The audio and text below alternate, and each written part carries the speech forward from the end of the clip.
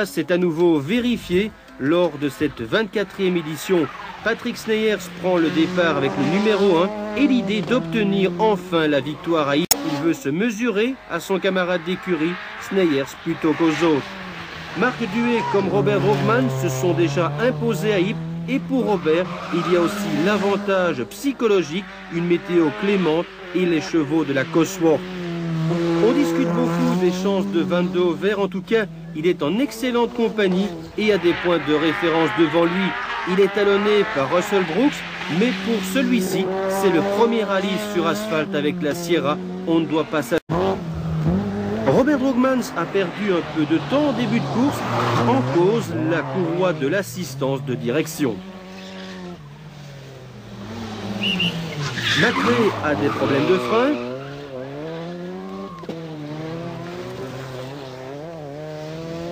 Et Jean-Pierre Van de Hover s'efforce de suivre la cadence.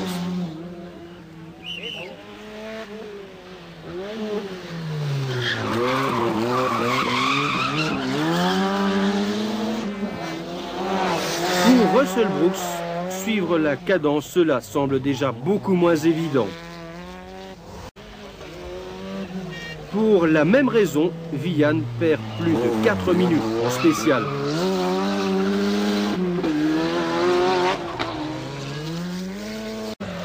En groupe N, c'est Homer Salens qui prend le départ le plus rapide, mais suite à une crevaison, c'est le Péruvien Ramon Ferreros qui passe en tête. La Delta de Panotti. Marc Soulet, les pannes succèdent aux pannes. À cause d'une crevaison, Vian n'est que 16e. Russell Brooks est 11e. Van de Hover est 6e mais ne peut rejoindre le peloton de tête. McRae a de sérieux problèmes de frein, décidément. Drogman à la 4e place, la Sierra la plus rapide. Il signe le meilleur temps et revient à 26 secondes du leader. Pour les autres, c'est le statu quo.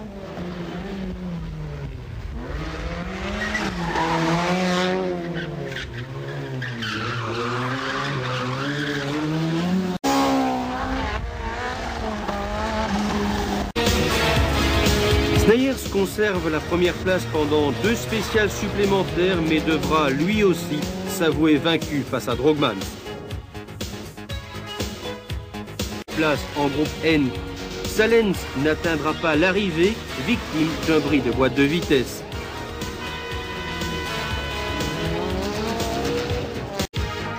Jimmy McRae abandonne lui aussi après une sortie de route. Il se retrouve en indélicatesse avec la suspension de la Cosworth.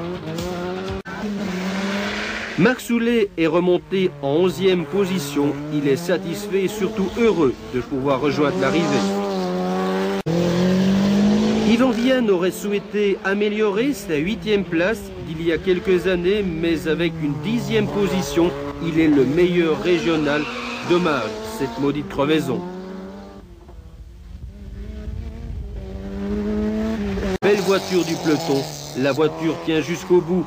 7e place pour Russell Brooks, il est satisfait. Un rallye riche d'enseignements, nous disait le pilote britannique. Jean-Pierre Van de Hover décroche à nouveau une place d'honneur, mais une fois de plus, il est clair qu'il a encore du chemin à parcourir pour rejoindre le gratin belge.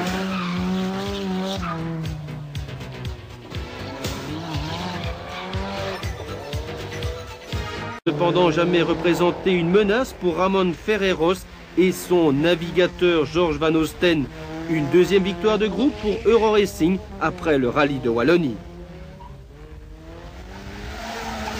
La loi de Robert Drogman. Drogman qui remporte pour la 2e fois les 24 heures d'Ypres, suivi d'ailleurs de ces 2 mêmes pilotes dans le même ordre. Apparemment, Ypres convient au pilote de Kozen et il peut être légitimement fier de ce qu'il a réalisé dans la Cité des Chats.